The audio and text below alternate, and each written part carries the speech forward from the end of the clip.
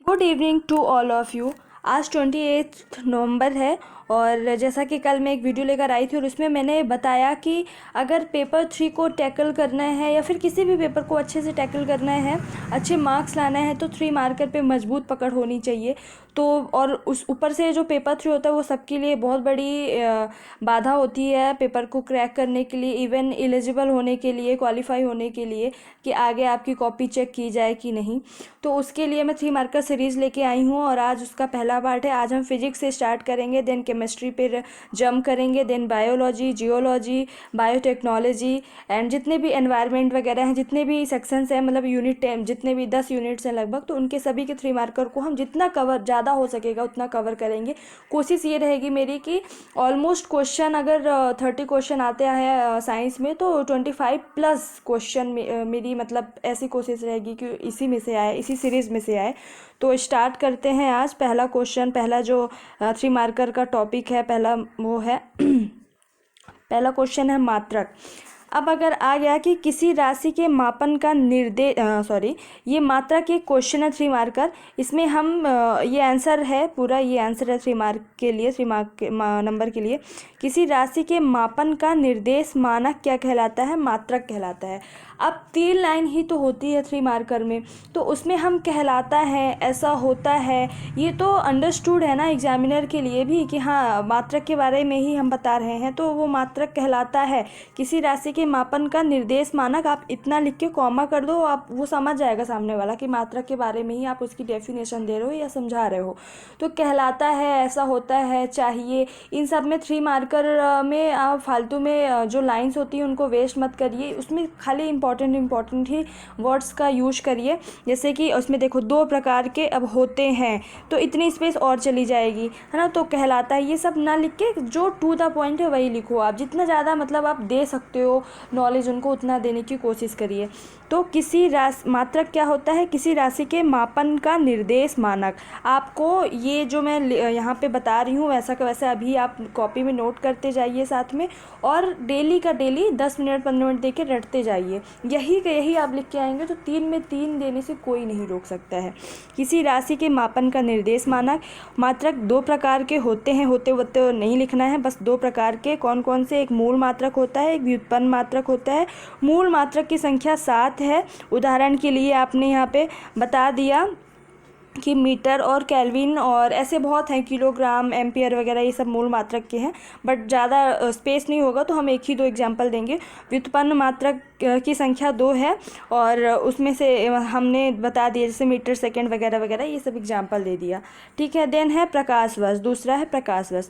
लंबी दूरियों को मापने हेतु एक मापक है ना। एक प्रकाश वर्ष क्या है? एक मापक है। क्यों, किसका मापक है? लंबी दूरियों को मापने के लिए, है ना। और एक प्रकाश वर्ष, हम एक फैक्ट यहाँ पे दे देंगे कि एक प्रकाश वर्ष में कितने मीटर होते हैं, तो 9.46 इंटू 10⁻15 मीटर। अब आप बताओ, जब यहाँ पे आपने पहली बात तो बता दिया कि प्रकाश वर्ष एक मात्रक है, किसका है? लंबी दूरियों को मापने के लिए। अब एक प्रकाश वर्ष में कितने मीटर होते हैं आप उसको भी बता देंगे। और एक पारसेक में यानी कि 3.26 प्रकाश वर्ष एक पारसेक के बराबर होता है, जो कि पारसेक जो होता है दूरियों को मापने के लिए सबसे बड़ी इकाई होती है पारसेक, है ना। तो जब इतनी सारी आप फैक्ट दे देंगे उनको तो आप कौन ऐसा बोलेगा कि नहीं भैया 3 में 2 2, कम से कम 2.5 नंबर तो मिलेंगे। फिर आगे चलते हैं। विस्थापन, तीसरा आया विस्थापन। तो निश्चित दिशा में 2 बिंदुओं के बीच की न्यूनतम दूरी क्या होती है? विस्थापन कहलाती है। मैं फिर कह रही हूँ, कहलाती है, कहलाता है, चाहिए, होते हैं, नहीं होता है, ये सब लिखने के 3 मार्कर में ज़रूरत नहीं है। आप 11 मार्कर 5 मार्कर में लिख सकते हो क्योंकि वहाँ पे थोड़ा स्पेस ज़्यादा होती है, बट हमें 3 मार्कर में 3 नंबर लाने हैं, 3 में से 3, क्योंकि बहुत स्कोरिंग होता है 3 मार्कर, तो उसमें से 3 में 3 अगर आपको लाना है तो इन सारी चीज़ों को अवॉइड करके मतलब टू द पॉइंट लिखने की हैबिट डालनी चाहिए। तो विस्थापन, निश्चित दिशा में 2 बिंदुओं के बीच की न्यूनतम दूरी। विस्थापन क्या है? सदिश राशि है, एसआई मात्रक मीटर है, और जो विस्थापन होता है वह धनात्मक, ऋणात्मक, वसून तीनों हो सकता है। आपने कितनी सारी जानकारी दे दी, एक तो उसकी डेफिनेशन दे दी, और ये दूसरी देखो, पहली डेफिनेशन दे दिया, दूसरा ये बता दिया कि ये सदिश राशि है, तीसरा इसका एसआई मात्रक बता दिया, और चौथा इसके बारे में बता दिया कि ये धनात्मक भी हो सकता है, ऋणात्मक भी हो सकता है, वो शून्य भी हो सकता है, ठीक है।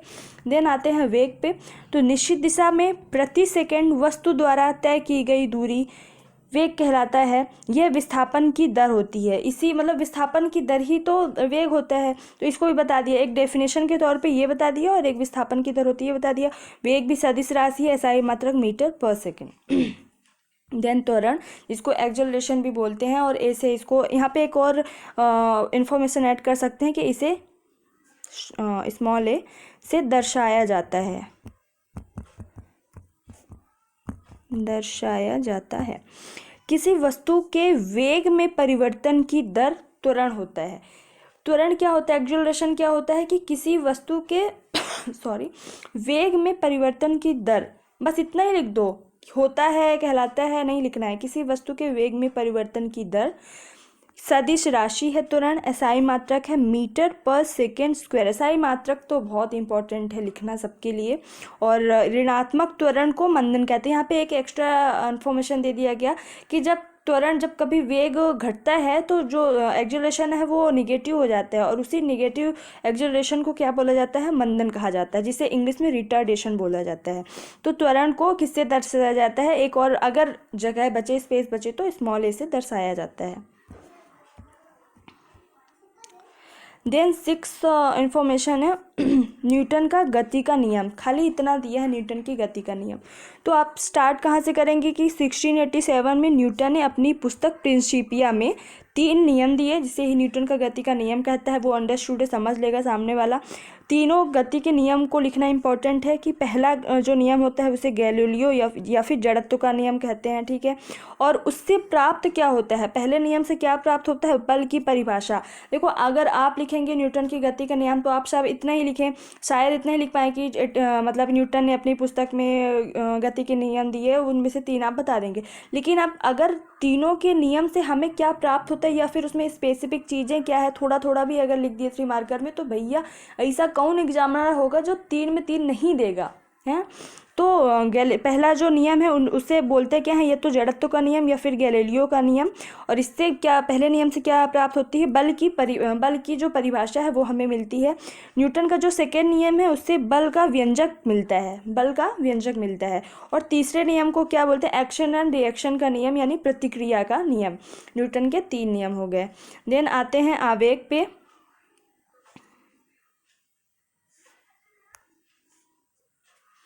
आवेग बल तथा समय अंतराल के गुणनफल को, ठीक है। अब यहाँ कहते हैं, मैंने नहीं लिखा क्योंकि मुझे स्पेस और मेरे को टाइम दोनों बचाना है।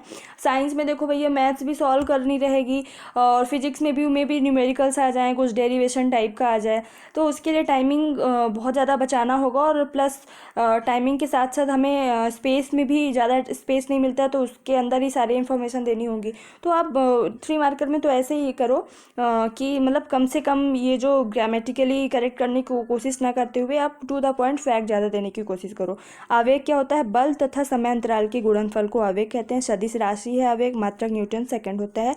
और आवेग की दिशा क्या होती है, बल की दिशा के अनुरूप होती है, यानी बल जिस दिशा में काम करेगा उसी दिशा में आवेग होगा। और आवेग का एक आपने सूत्र दे दिया कि बल गुणे समय अंतराल, जैसा कि यहाँ पे डेफिनेशन में बताया गया है, ठीक है।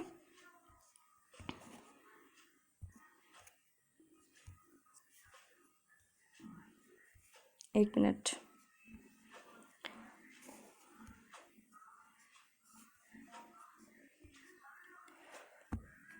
देखो ये संवेग 8वां है संवेग। अभी हमने आवेग पढ़ा कि बल और उस किसी वस्तु के पर लगाए गए बल तथा कितने समय के लिए बल कार्य कर रहा है, उस समय अंतराल के गुणनफल को क्या कहते हैं, आवेग कहते हैं। बट हम संवेग पढ़ रहे हैं, तो किसी वस्तु का द्रव्यमान तथा वेग के गुणनफल को, वेग वही इसमें फॉर्मूला में बता दिया गया है सूत्र में, वेग इंटू द्रव्यमान बराबर संवेग। संवेग क्या होती है, सदिश राशि होती है। इसका SI मात्रक किलोग्राम इंटू मीटर पर सेकेंड। ये कैसे आया, किलोग्राम मीटर पर सेकेंड, तो किलोग्राम यानी द्रव्यमान की SI यूनिट है, और वेग मीटर पर सेकेंड, हाँ, किलोग्राम मीटर पर सेकेंड संवेग की SI यूनिट हो गई है। देन अभी केंद्रीय बल क्या होता है, वृत्ताकार मार्ग पर चल रहे किसी वस्तु पर जो या फिर कोई, मतलब मैंने यहाँ पे ऑब्लिक करके लिख दिया है कि आप यहाँ पे जो बल या फिर कोई बल कुछ भी इस्तेमाल कर सकते हो। तो वृत्ताकार मार्ग पर चल रहे किसी वस्तु पर जो बल वृत्त के केंद्र की ओर कार्य करता है उसे ही अभिकेंद्रीय बल कहते हैं। अब इतना स्पेस नहीं होता है कि उसे ही अभिकेंद्री बल कहते हैं, तो बस इतना लिख दो, अंडरस्टूड है एग्जामिनर के लिए, वो समझ जाएगा। और आप यहाँ पे उसे ही अभिकेंद्री बल कहते हैं कि बजाय अगर आप यहाँ पे छोटा सा एक बल अभिकेंद्री बल का फॉर्मूला दे दोगे तो एग्जामिनर को ज़्यादा अच्छा लगेगा कि हाँ भाई इसको इन्फॉर्मेशन है हर चीज़ की। तो F बराबर mv²/r। अब अगर स्पेस हो 5 मार्कर में है तो आप बता दो कि m यहाँ पे क्या है, v यहाँ पे चाल है, r त्रिज्या है मतलब दूरी है, m यहाँ पे द्रव्यमान है ना।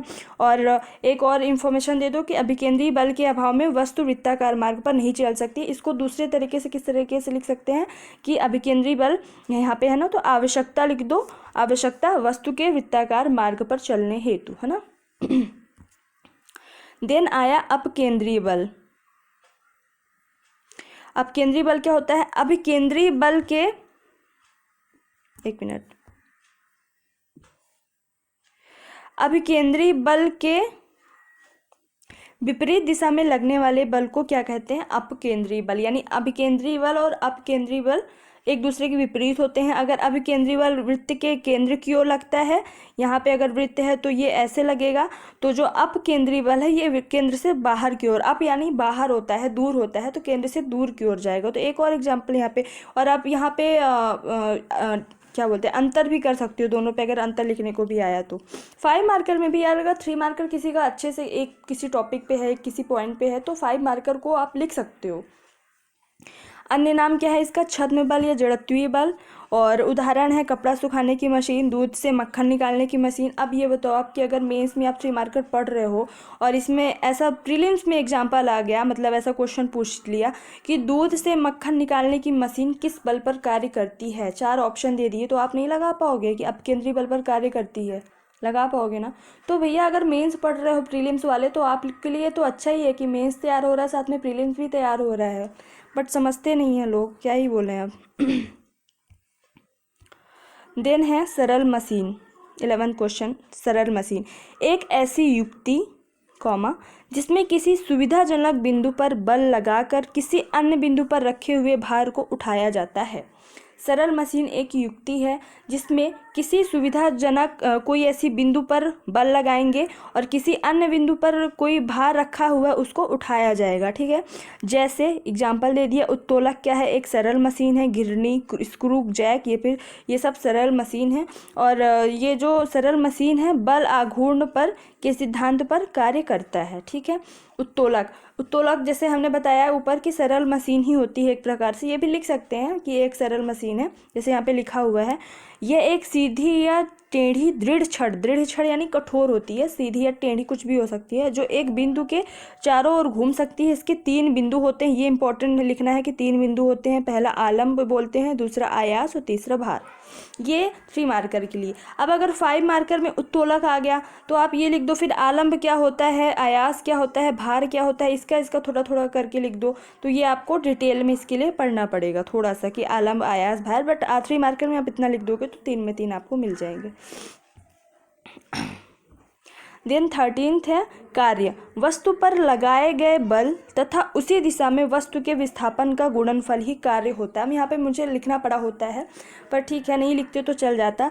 देखो कि कोई वस्तु है यहाँ पे, अब कोई यहाँ पे लड़का है, ठीक है, यहाँ पे बल लगा रहा है वो। अगर ये वस्तु इधर नहीं खिसकी, यानी कि ये वस्तु यहीं की यहीं है, तो वह कार्य शून्य होगा। कार्य क्या हो जाएगा? शून्य। लेकिन अगर वस्तु का विस्थापन यहाँ से होके यहाँ पे हो गया है, यानी कि कुछ न कुछ कार्य हुआ है, तो वस्तु पर लगाए गए बल तथा उसी दिशा में वस्तु के विस्थापन का गुणनफल कार्य होता है। और कार्य अदिश राशि होती है, एसआई मात्रक कार्य की जूल होती है, सबको पता होगा।